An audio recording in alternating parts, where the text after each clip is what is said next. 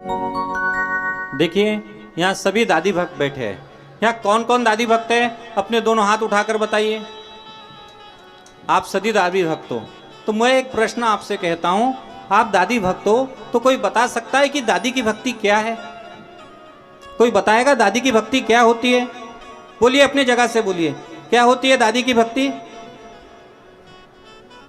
बताइए, क्या है दादी की भक्ति? सब दादी भक्त हो ना?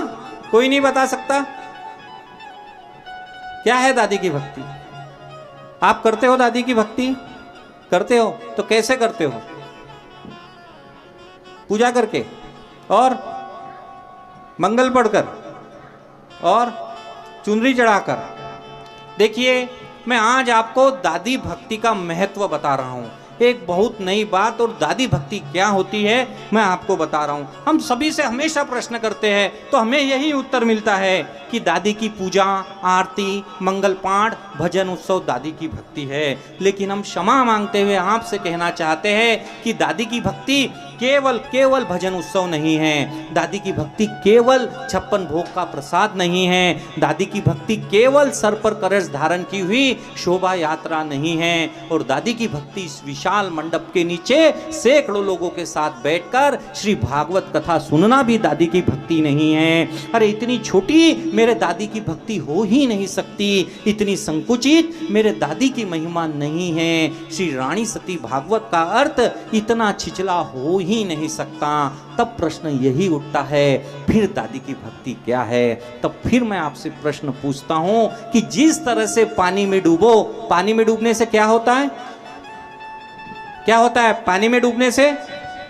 हाँ, जिस तरह से पानी में डूबो तो मृत्यु निश्चित है। सही है ना? जिस तरह से पानी में डूबो तो मृत्यु निश्चित है, उसी तरह से दादी भक्ति में डूबो तो मुक्ति निश्चित है। मुक्ति निश्चित है। और यदि दादी की भक्ति आपके जीवन में आ जाए तो कितना अंतर, छोटी छोटी बातों में देखिए, अगर कोई भी काम आप दादी की भक्ति को ध्यान में रखे तो कितना अंतर आ जाता है। अगर दादी की भक्ति आपके जीवन में प्रवेश कर ले, यदि दादी की भक्ति संगीत में प्रवेश करे तो कीर्तन बन जाता है। यदि दादी की भक्ति संगीत में प्रवेश कर ले तो कीर्तन बन जाता है। और दादी की भक्ति गीत में प्रवेश करे तो भजन बन जाता है, वो भजन बन जाता है। यदि दादी की भक्ति भूख में प्रवेश करे तो व्रत बन जाता है। यदि दादी की भक्ति भोजन में प्रवेश करे तो प्रसाद हो जाता है।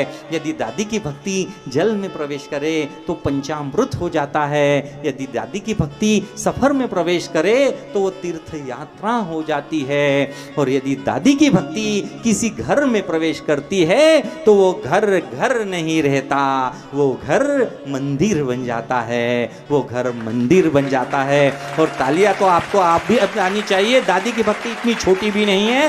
दादी की भक्ति का सबसे बड़ा महत्व बता रहा हूं। यदि दादी की भक्ति किसी घर में प्रवेश करती है तो वो घर मंदिर बन जाता है। और दादी की भक्ति जब किसी इंसान के, किसी मनुष्य के अंतःकरण में प्रवेश करती है तो वो इंसान इंसान नहीं रहता, वो इंसान भगवान बन जाता है। अरे इंसान से भगवान बनाने का साधन मेरे दादी की भक्ति है। ये मेरे दादी की महिमा है।